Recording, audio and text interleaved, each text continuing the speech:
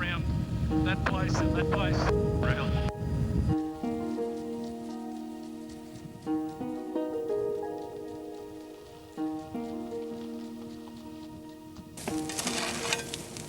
We'll turn around and go back, I think, and get out where we came in might be the best. Firefighters have been going for nearly a month now. They're getting a lot tighter, and they're sort of hoping that there is light at the end of the tunnel.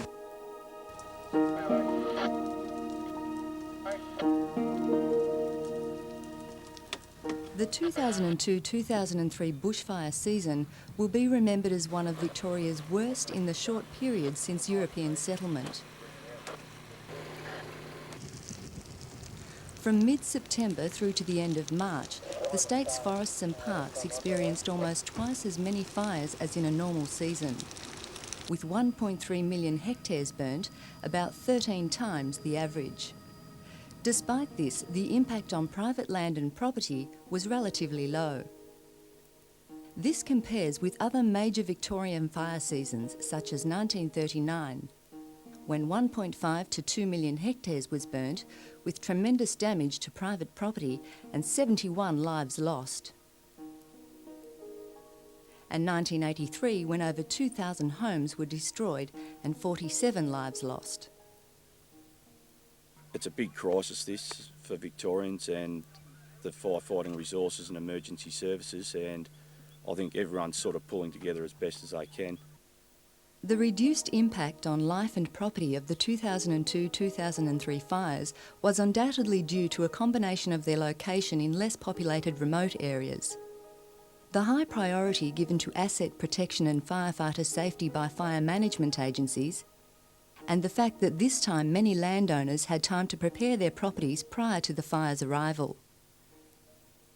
Definitely last night when I rang and said, right, there's live embers landing in my front yard and in my paddock at 11:30 at night, all of a sudden I had heaps of people here, and they've looked at the situation and realised they had to do something, and they've worked all night tirelessly to just, get it under control before any wind comes up today. So it's been really good. With its unique combination of climate and vegetation, southeastern Australia ranks as one of the most fire-prone environments in the world.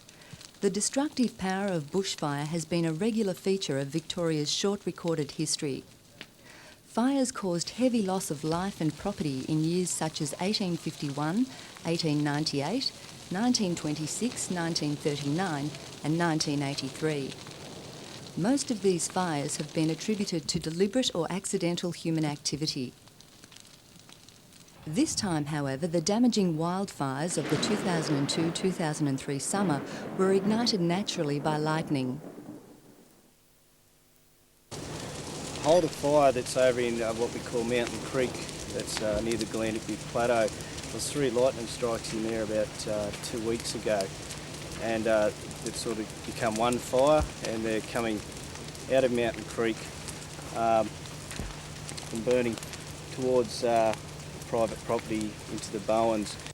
As with most severe fire seasons, Victoria was in the grip of a very harsh drought leading up to and during the summer of 2002-2003. In New South Wales, bushfires had occurred almost continually over the previous 18 months.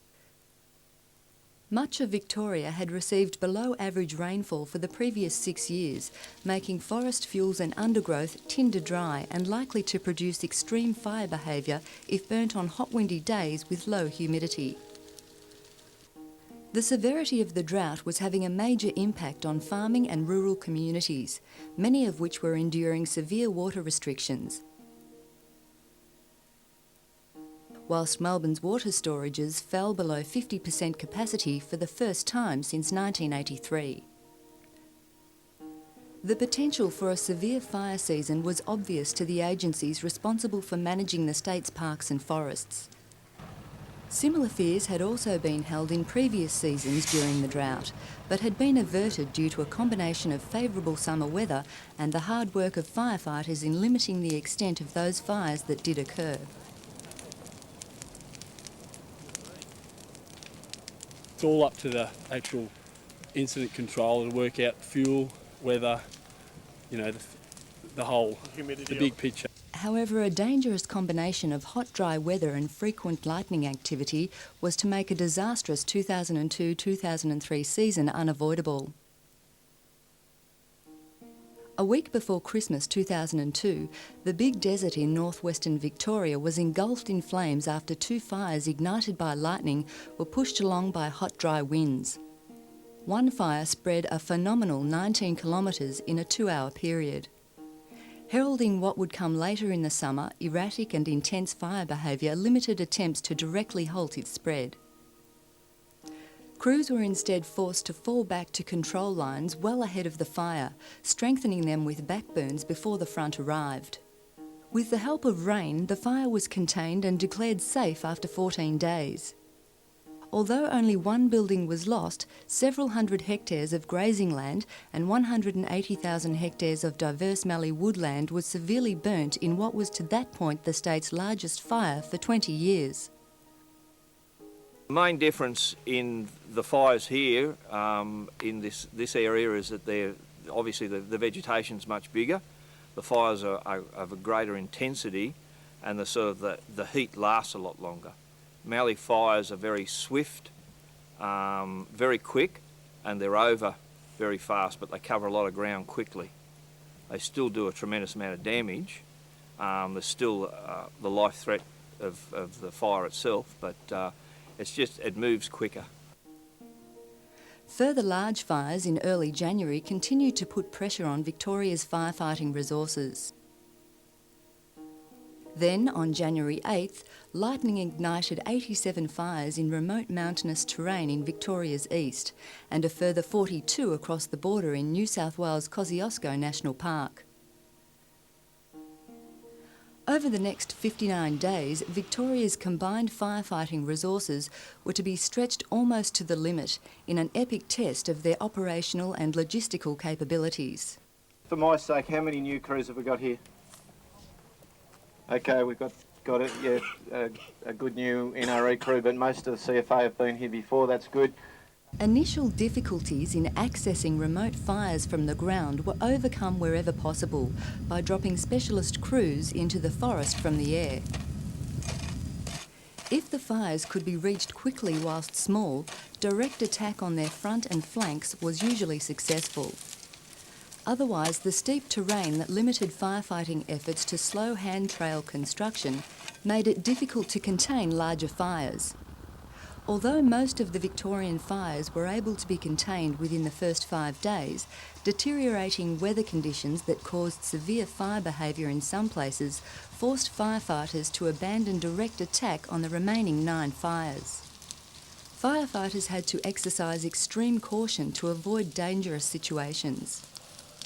Just consistently every year, year in and year out, that's what you need your whole crew with you, and actually everyone to actually know what's going on and no panic situation. As these fires spread rapidly and joined together, private property and small townships in the Ovens Valley and nearby alpine resort settlements came under threat.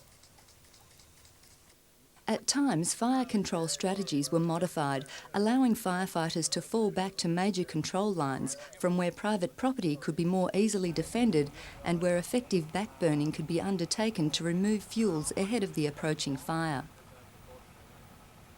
As you can see, it's back down out of the bush into the grasslands, and we've got a good opportunity to make a good, clean, solid break containment line. And it's the ideal conditions this morning. It's not too windy. Nice temperatures, and as you can see, it's sort of going quite well. The heightened threat to private property underlined the importance of cooperation between government firefighters from the Departments of Sustainability and Environment, Primary Industry and Parks Victoria, and the officers and volunteers of the Country Fire Authority.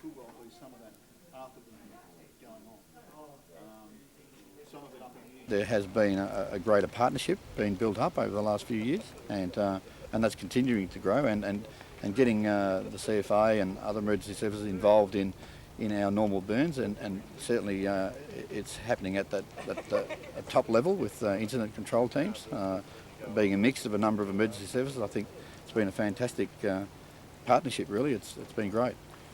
Sturge along, and then the next day you got a nice little tongue that just runs down. In many places, the efforts of firefighters prevented significant private property losses. Best to dig up the property, or like they try to do the minimum damage as possible, but sometimes you have to put fire breaks, and it's not easy, like with the dry season as it's been, like the ground is that hard, like, and they do a great job anyway. I've always tried to help them out as best I can and show them all the areas. Then, after 13 days, some sudden and unexpected complications. Okay guys, we might get started. It's really important that everyone hears what's said tonight and listens really well. Okay, I'm the operations officer for the day, and to tell you the truth, we've had an absolute shit of a day. We were going well till about 2 o'clock. In fact, there was a new fire started at El Dorado, and which is between Beechworth and Wangaratta, and we released most of our aircraft support to that fire, knowing that it would be quite bad and run hard. Within half an hour of releasing, we started getting spots on this fire. As the crisis deepened, requests for assistance were met by the Australian Defence Force, interstate fire agencies and, for the first time, overseas forest fire specialists.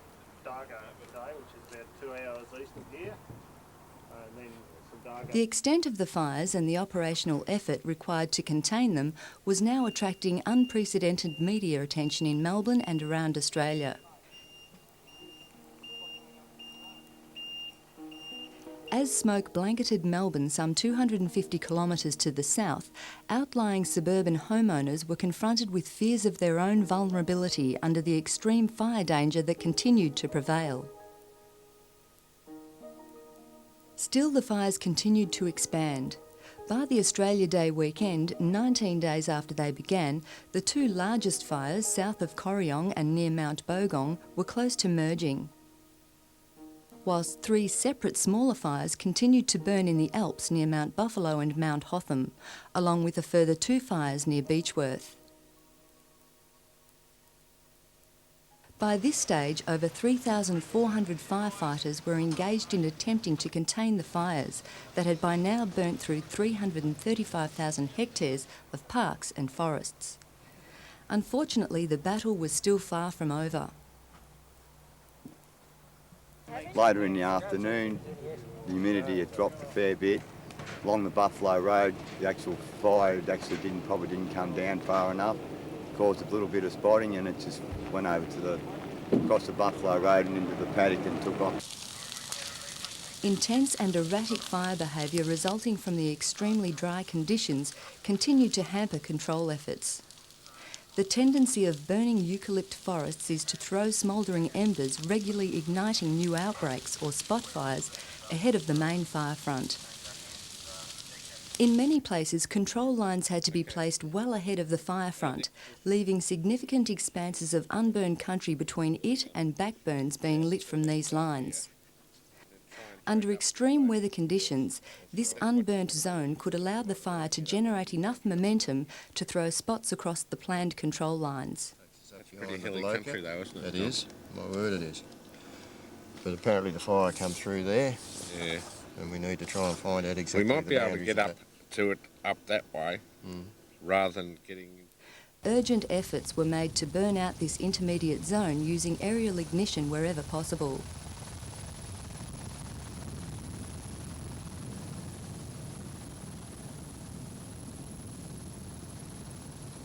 As the fire threat continued, regular community meetings were held at locations in the fire's path to keep residents informed and advise them on how best to secure their properties. We've got some terrific feedback, some of it very emotional. Today when I spoke to one lady, she had decided that she no longer needed to be on the telephone tree because the risk was quite low, and the rain had come, and she got very, very emotional and thanked the unit for all the work it's done. It's extremely important for our department to be working with the community, and that is a real partnership. And our obligations to protect life and property and the community are very much part of that. They are life and property, and the community have responded very well, and they're very positive with a lot of the work that we do. By January 30th, day 23, the fire had crossed the dividing range into Gippsland, and extreme weather conditions created firestorms that moved from surrounding forests onto private property as far as and beyond Swifts Creek. Although 4 houses were lost in the town of Omeo, the preparations of locals combined with the efforts of fire crews saved many lives and properties. Despite this, thousands of hectares of private property were burnt, with significant losses of stock and fencing. We managed to save the house up when the fire hit. I mean, we saw it come up over the ridge to our north, direct north, and it lit up like the Melbourne skyline. It hit the paddock, to our north paddock. I guarantee within 15 seconds it had gone across that huge, large paddock there and was breathing right on the back of the house. We knew we were in for it. We knew we were in trouble. We expected to come from one direction. It didn't. It exploded on all 4. All 4 sides. But it was so terrifying, but you had to deal with it.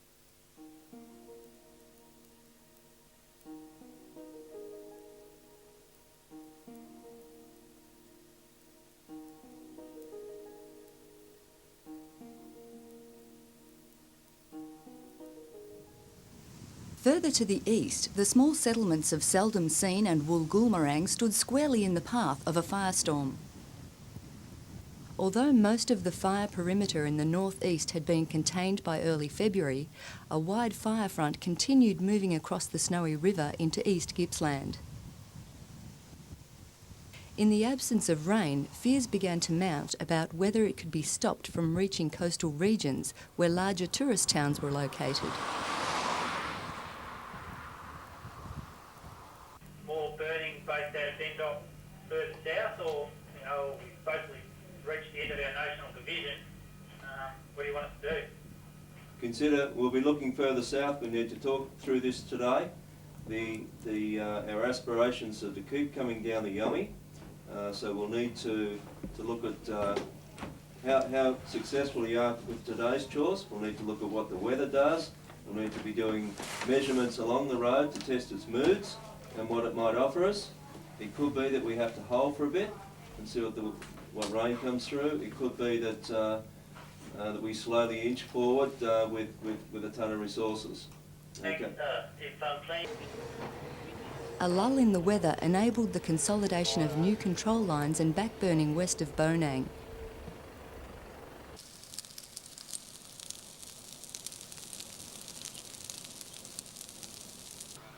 Supporting the frontline firefighters was a virtual army of volunteers, departmental officers and relief agencies. Keeping the firefighters fed and fit for duty was a logistical undertaking equivalent to supporting an armed force. Major base camps in the form of tent cities were operating at Swifts Creek, Dargo, Buchan, Omeo, Tubbut and Delegate River. Medical facilities to keep the firefighters on the front line were crucial, with smoke inhalation and sore eyes the most common complaint. Facilities were provided to help firefighters keep in contact with their families. VicNet is here to provide email access for volunteer firefighters so that they can stay in contact with home, particularly obviously if they have an email address at home. We've been taking some pictures and putting websites up of what's happening here in Swifts Creek, and a lot of the firefighters have been sending a link to that website home so that their families can see where they're at and what's happening and the sort of conditions that they're working in. By late February, welcome showers in the east had begun to slow the fire's progress, bringing temporary relief to firefighters before they could complete the massive task of backburning, mop-up and patrol that still lay ahead.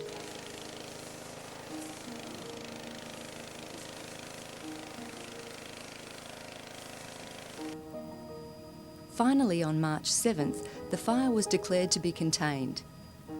it had burnt 1.1 million hectares, of which more than 90% was state forests, parks and reserves.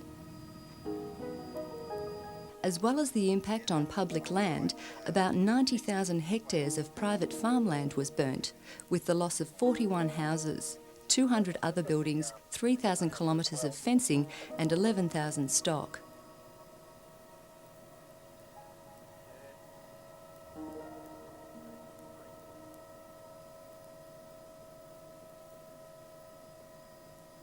However, the Country Fire Authority estimated that within 5 kilometres of the fire perimeter there were 7,000 houses, several alpine resorts, power and communications infrastructure and significant areas of pine plantation that could potentially have been lost to spotting and ember attack.